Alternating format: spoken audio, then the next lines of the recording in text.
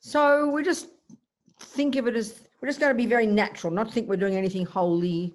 Don't feel like you're going to be religious, holy. It's good to make it very natural.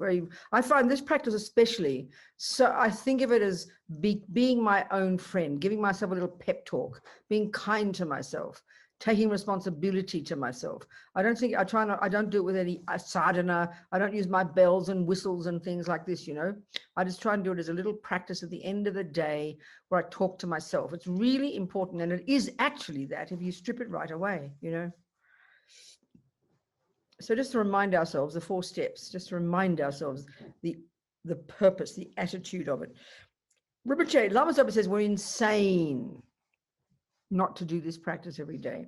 And when we understand karma, then we understand the logic of this, that every millisecond of what we think and do and say programs us. Nothing goes astray. Everything we think and do and say since the beginning of time has stored in our mind, either as a memory or in a more qualitative sense as a seed that'll ripen as our future experiences. We create our own lives. It's the very simplest way to put it. His Holiness calls it self-creation. So when we realize that, it's like you're just standing with handfuls of seeds in your hand and you're walking around gardens all day and all the seeds keep dropping out of your hand, you'd be very cautious not to sow dumb seeds. You'd want the right seeds to grow into your garden, wouldn't you? That's a sense of urgency and the sense of clarity that we should have if we try to use karma as the basis of our life, And then we realize, because there's such a dynamic process, every millisecond of what we think and do and say produces me, then we're going to be cautious. It's obvious. And that's why because we often forget this first level of practice is for our own benefit. This first level of practice we can call it compassion for ourselves. The lamas don't call it that, but it's a good way to put it. But often we skip this one and we don't get it. And we think, oh, that just sounds selfish. I should be doing it with compassion. Listen, compassion comes second, Compassion is not enough. You need the wisdom wing, which is where karma comes in. So the attitude is a really dynamic sense of responsibility. That everything you think and do and say produces the person you become. So obviously we don't want to become a horrible person. We don't want to have horrible experiences. We don't want suffering. So we make sure we sow the right seeds. It's kind of logical. It's the same attitude to health. We're so fanatic about health these days. I mean, look at the nutritional, the labels on food. We pay such attention to everything that goes into our body. That sense of clarity is what we need for karma, I tell you. What goes on in our mind. So then understanding this, we also then can understand that, that nothing, there's no karma that can't be changed. So tasty, so powerful, so encouraging. Because the instinct of ego is to think I'm stuck in misery, I'm bad, So when we realize these 4 steps, it's so dynamic. So we just do it very naturally. Just be very natural, okay? You're talking to yourself. Refuge comes the second point. So we just think, sit, just get yourself comfy, feel very natural. And then we'll think of some things today that we've done with our body and speech, because they're the things that impact upon others, the ants, the rats, the children, the husband, the patients, whatever we've got in our lives, people we've contacted, people in the street, in the traffic. Okay, and we might not be rapists and murderers, and that's good. But we're mean sometimes, and we let the ant go down the sink without caring too much. We might kill the mouse, kill our pet. We do these things, we haven't thought about it enough. So we think of the actions we've done just today, especially with our speech. That's our trip, our speech is the one that's uncontrolled. Bad mouthing people. We love to criticize behind backs. So the bad mouthing behind backs, harsh speech, rabbiting on about nothing. These actions, any particular actions today that you've done that have harmed others with your body and speech, just think of them and then think, talk to yourself, Robina, I regret this. Why? You've got to say why, not out of guilt. It's because, you know what, Robina, I'm talking to myself. I don't want future suffering. I don't want to program myself with these habits. And if I've got confidence in karma, I don't want to have a lower realm rebirth. I don't want to continue to kill or steal or lie or badmouth. I know that, and I absolutely don't want these things to happen to me, which is one of the ways our karma ripens. This is true, I don't want suffering. I'm sick of suffering. I'm sick of these habits. Think this. Tell yourself. You're talking to yourself.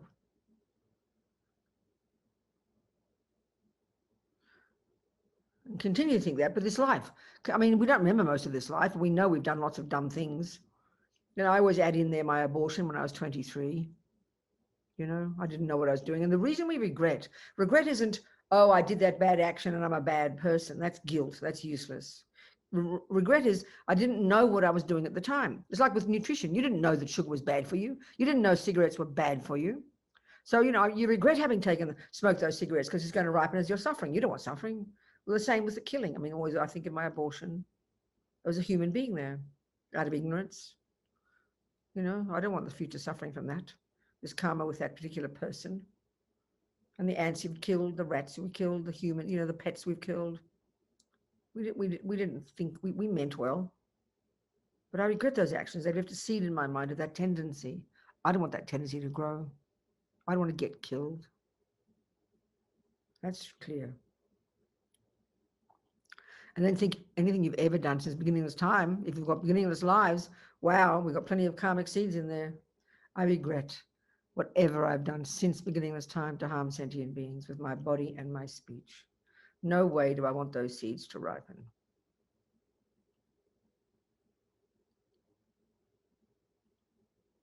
And then broken samaya, our broken vows, broken commitments. No way, I don't want to be separated from the Dharma. I don't want to be lost next life and not meet my lamas again. I want to stay connected.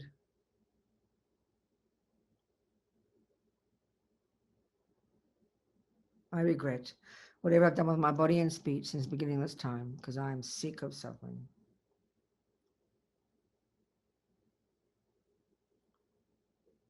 Now your delusions, the states of mind, your ridiculous attachment, your fears, your arrogance, your ego, your depression, your anxiety, your jealousy, your attachment, your anger, all of this nonsense in our minds, which are the source of why we do dumb things to harm others. This we regret from the depths of our heart. Sick of this suffering for sure.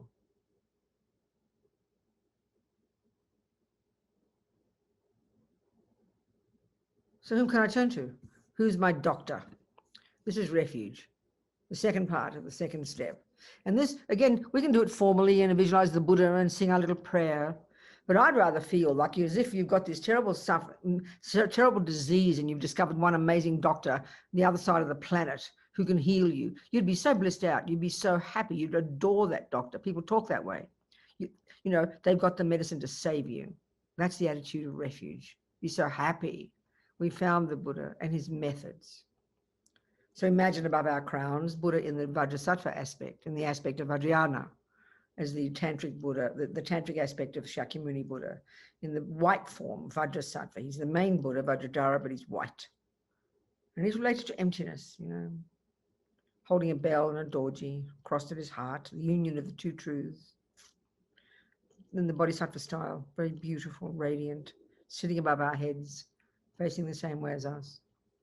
And he's the manifestation of our Lama's mind. That's key. Our Lama, who only wants to help us, manifesting as the Buddha Vajrasattva for my benefit. How amazing to have found a doctor who's got the methods that I can use to completely change my mind and get rid of suffering. How incredible. That's refuge. Think that. Delight.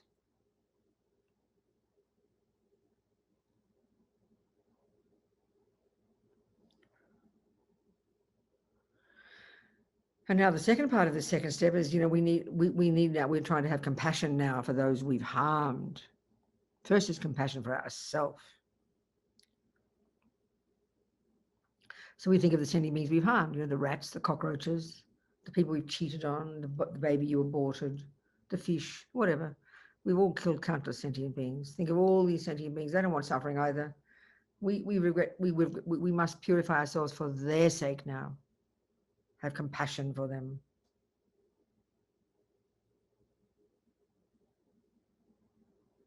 And then if we've been brave enough, have compassion for those who've harmed us.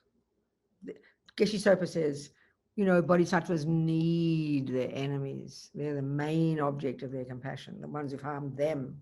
We can be brave enough, the people who've harmed us, the people who've abused us as children, our boyfriends who've cheated on us, boss who's sacked us, fired us, whatever. The beings who've harmed us, if we can be brave enough to think of that, must purify for their sake as well. And why have we got compassion for them? Because they will suffer in the future.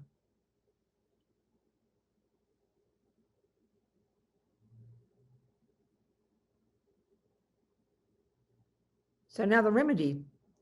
So now we just imagine, use our creative imagination. Now this is so important at this point. Lama Rinpoche says, the more faith we have that we are purifying as we visualize it, that is what purification is. But this, we get very cynical. We think, what are you talking about? That's just fantasy. But what that means, we don't understand the power of our mind, you know? What else?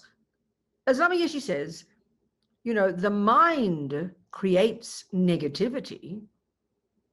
So we purify it by creating positivity. What else is there but your mind? The Buddha does, we visualize the Buddha sending nectar, but the Buddha doesn't purify us. We purify ourselves in reliance upon our visualizing the Buddha. It's our mind. So the more confident, it's like you do anything. If you think, oh, maybe I can drive a car, well, you won't drive a car. If you say, I can drive a car, then you will drive a car. That's the meaning of the power of the mind. The mind is what purifies, your mind.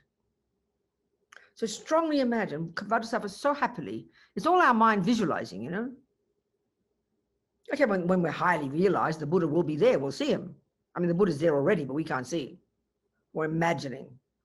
So we visualize Lama Vajrasattva so happily sending from his heart, you know, radiant nectar, like a hose of nectar, so strong that arcs around and enters your crown and fills you completely. Imagine this blissful nectar and forces out through the lower parts of your body all the imprints of all the harm we've ever done with our bodies since beginningless time, forcing it out like this filthy liquid disappearing into space. Imagine it.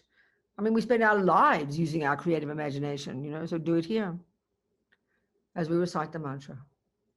Om Vajrasattva Samaya Manupalaya Vajrasattva Tenopatita Dido Me Bhava Sutoshayo Me Bhava Suposhayo Me Bhava Anorato Me Bhava Sarva Siddhi Me Prayatsa Sawa Karma Sutsa Me Citam Shriyam Kuruhung Ha Ha Ha Ha Ho Bhagavan Sarva Tata Gata Vajramame Mutsa Vajrabhava Mahasamaya Sattva Ha Hung Pe Om Vajrasattva Samaya Manupala Vajrasattva Tenopatita Dido Me Bhava Sutoshayo Me Bhava Suposhayo Me Bhava Anorato Me Bhava Sarva Siddhi Me Prayasa Sawa Karma Sutsam Me Siddham Shriyam Kuruhung Ha Ha Ha Ha Ho Bhagavan Sarva Tata Gata Vajramame Mutsa Vajrabhava Mahasamaya Sattva Ahung Pe Om Vajrasattva Samaya Manupalaya Vajrasattva Tenopatita Dido Me Bhava Sutoshayo Me Bhava Suposhayo Me Bhava Anorato Me Bhava Sarva Siddhi Me Prayasa Sawa Karma Sutsa Me Siddham Shriyam Kuruhung Ha Ha Ha Ha Ho Bhagavan Sarva Tata Gata Vajramame Mutsa Vajrabhava Mahasamaya Sattva Ahung Pe. These Sanskrit syllables, the Tibetans never translated them. They left them in Sanskrit because it's said to be something so powerful about the sound, the Sanskrit sounds, that just by the saying of them, purify our mind, purify our speech. So powerful. So now visualize Lama Vajrasattva so happily, so joyfully sending again this nectar that arcs around from his heart and arcs around and enters into our crown and fills us completely. And this time forcing up to the top of the body all the imprints of all the harm we've ever done since beginning of this time with our ridiculous speech. All the bad mouthing, all the rabbiting on about nothing, all the confusion, all the stuff that isn't true. And even if we're not lying consciously, we speculate half the time, because we want to say the right answer. We blurt out of our mouths whatever we think. And all the bad mouthing behind backs, all this rubbish, you know. Totally purifying. Disappears into space. But this time it comes up to the top of the body and leaves through the top part of the body like filthy liquid. As Lama Yeshe says, when you turn on a tap in the turn on a tap in the sink, all the junk in the glass comes to the surface, isn't it? And leaves through the top. Imagine that. Om Vajrasattva Samaya Manupalaya Vajrasattva Tenopatita Dido Me Bhava Sutoshayo Me Bhava Suposhayo Me Bhava Anorato Me Bhava Sarva Siddhi Me Prayasa Sawa Karma Sutsam Me Siddham Shriyam Kuruhung Ha Ha Ha Ha Ho Bhagavan Sarva Tata Gata Vajramame Mutsa Vajrabhava Mahasamaya Sattva Ahung Pe Om Vajrasattva Samaya Manupalaya Vajrasattva Tenopatita Dido Me Bhava Sutoshayo Me Bhava Suposhayo Me Bhava Anorato Me Bhava Sarva Siddhi Mem Prayatsa Sawa Karma Sutsam Me Sitam Shriyam Kuru Hung Ha Ha Ha Ha Ho Bhagavan Sarva Tata Gata Vajra Mame Mutsa Vajra Bhava Mahasamaya Sattva Ha Hung Pe. You sort of spit it out. It's not like pay, it's pe. You spit it out, it's wrathful. Om Vajrasattva Samaya Manupalaya Vajrasattva Tenopatita Dido Me Bhava Sutoshayo Me Bhava Suposhayo Me Bhava Anorato Me Bhava Sarva Siddhi Mem Prayasa Sawa Karma Sutsam Me Sitam Shriyam Kuru Hung Ha Ha Ha Ha Ho Bhagavan Sarva Tata Gata Vajramame Mutsa Vajrabhava Mahasamaya Sattva Ahung Pe. So happily, all the speech, totally purified. How amazing.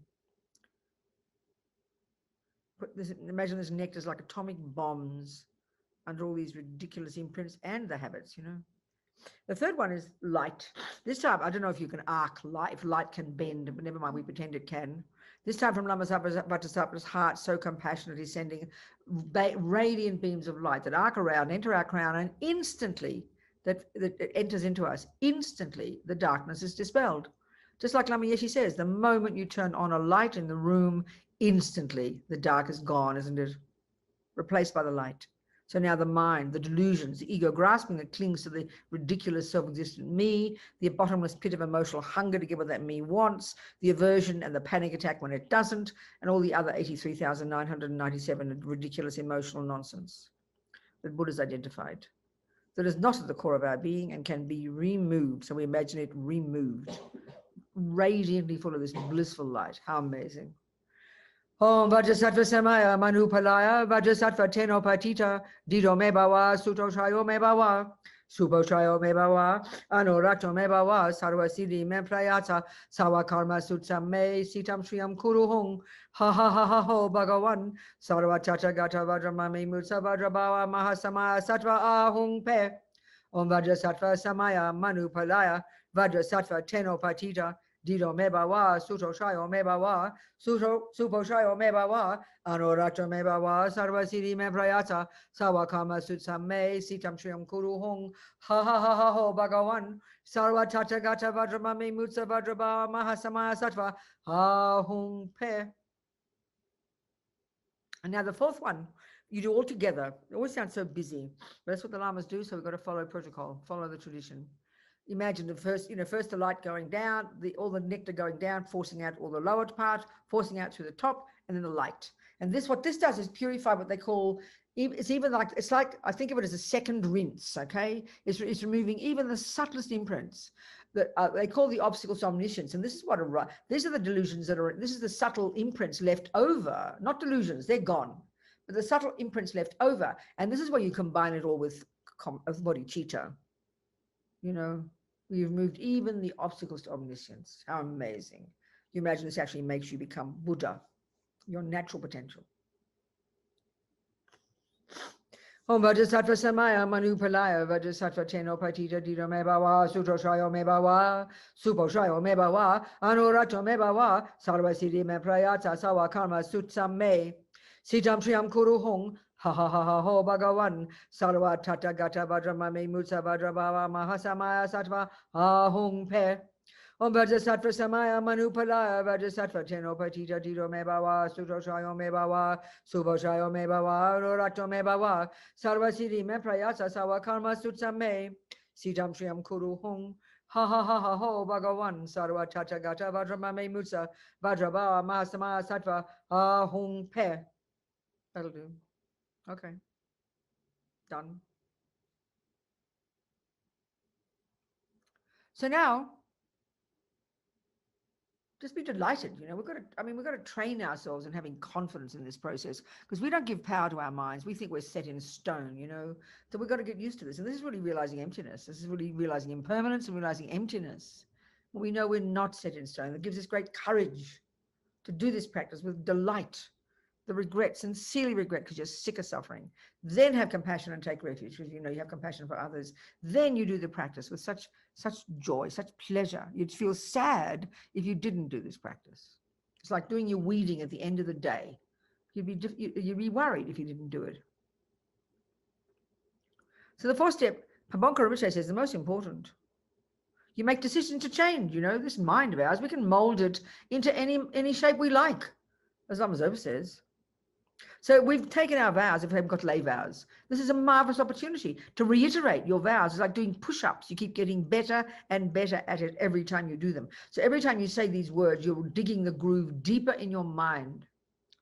I will never kill. I will never steal. I will never lie. I will never this. Your vows, And of course, all the other vows, if we've got tantric vows and bodhisattva vows, of course, most of us don't know them. This is our problem. But with sincerity, really sincerely, as much as we can think, we're going to keep them. We're going to not do this and not do that and not break them. But the ones we don't lie to ourselves, as Lama Zopa says. So we give ourselves a timeline for our really bad, rubbish habits, So you talk to yourself very sincerely. It's you talking to you, making decisions to yourself. And we all know when you make a firm decision, that's when you do it. The commonest thing we all say is, oh, I said I wouldn't bad mouth again, and next day I bad mouth again. Of course you did. It's habit. It's old habit, But when you do the evening before like this, with strong determination, you know who you're going to meet tomorrow. You know they're the trouble person for you. So tonight you're going to make this powerful decision. I'm going to watch my speech like a hawk tomorrow. You're going to see your grandma and she makes you crazy. I absolutely will not say one bad word tomorrow. If you really say it when you go to sleep, you wake up in the morning and you will be surprised. You'll stick to it. You've got to say it with confidence, Or even 10 minutes, whatever you feel you can do. One step at a time. It's very incremental. So talk to yourself, make some decisions.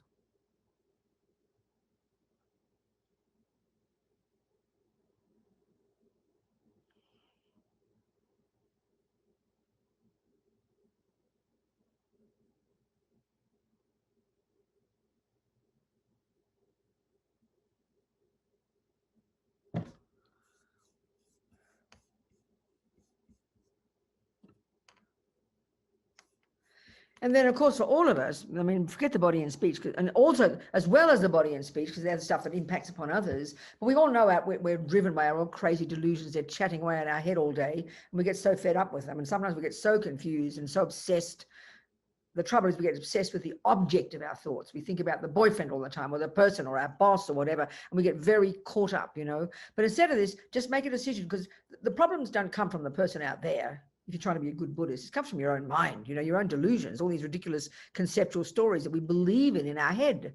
So make some strong decisions about not, at least tomorrow, to catch yourself when you hear the anger, when you hear the annoyance, when you hear the frustration, when you hear the attachment, when you hear the jealousy, when you catch it, you grab it, and at least think, that's just my delusion. It's a habit, and I'll try not to follow it. I'll try not to believe it. As Lama Zopa says, everything's our own karmic appearances. So we try not to believe them. He says, bad enough that we have this angry thought that he did this and she did that. Bad enough that we have attachment for this and that. But the killer is that we believe the story of attachment. We believe the story of the anger, the story of the confusion, So this is so powerful. So just make the decision about your mind. You're going to watch it like a hawk tomorrow, to catch the stories. Sometimes you can grab it and just tell yourself to shut up, give it a break, Robina, back off, Sometimes you argue with it.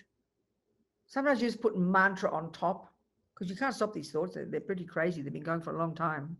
But the more we hear them, the more we identify them, the more we hear the story that they're telling us, the more we can be our own therapist, as Lama Yeshe says. This is the actual job of being a Buddhist, So make decisions about your mind as well. To yourself. Be kind to yourself. You're being your own friend here. Make some decisions. Just for tomorrow.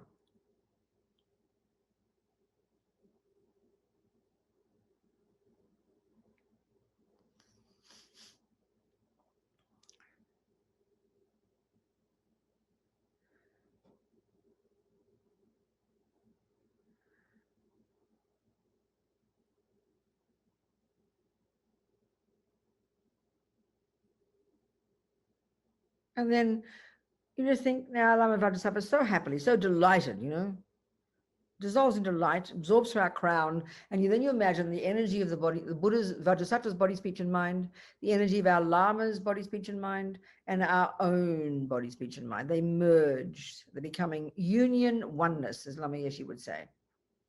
So now just for like a minute, you sort of expand yourself to fill the universe. No thoughts. Just imagine. Clear, blissful, radiant. No thoughts.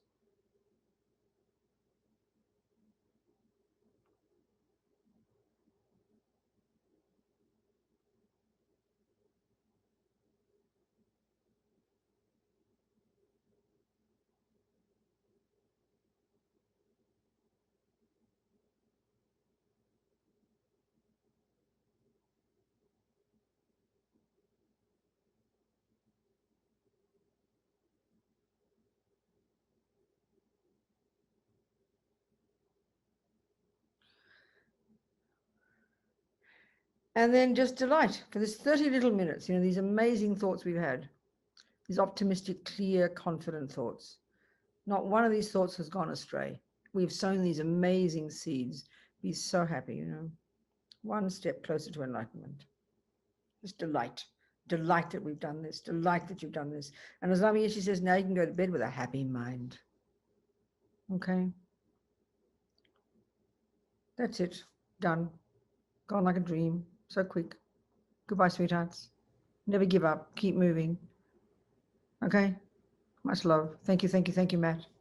Thank you.